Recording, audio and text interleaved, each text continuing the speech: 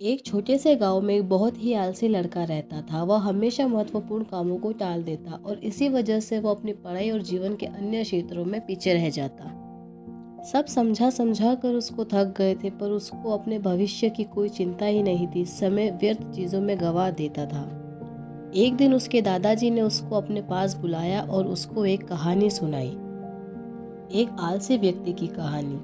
एक राजा जो बहुत दयालु और उदार था। वह अपनी प्रजा से बहुत प्रेम करता था और हमेशा उनकी मदद करता था। एक दिन उन्होंने अपने बचपन के पुराने मित्र को देखा जो बहुत ही गरीब था। ना तो उसके पास कोई नौकरी थी, ना धन, ना समाज में कोई मान सम्मान। वह हमेशा अपनी किस्मत को कोसता और अपनी असफलताओं के लिए दूसरों को दोषी ठहराता था। राजा उसके पास गए और उसकी परेशानियों के बारे में पूछा। उस मित्र ने उदास होकर कहा कि हे राजन, मुझे समझ नहीं आता कि लोग मुझे काम पर क्यों नहीं रखते। जब भी मैं नौकरी के लिए आवेदन करता हूँ तो मुझे मना कर देते हैं। मेरे शत्रुओं ने सबको यह बता दिया कि मैं समय पर काम नहीं करता।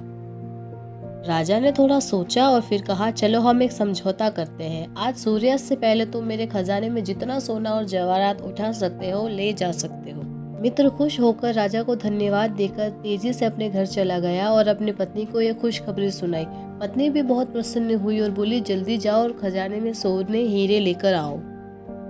लेकिन वह व्यक्ति बोला, मैं अभी नहीं जा सकता, मुझे भूख लगी है, मैं खाना खा लेता हूँ। पत्नी ने जल्दी भोजन तैयार किया। उसने आराम से खाया, यह सोचकर कि मेरे पास बहुत समय है।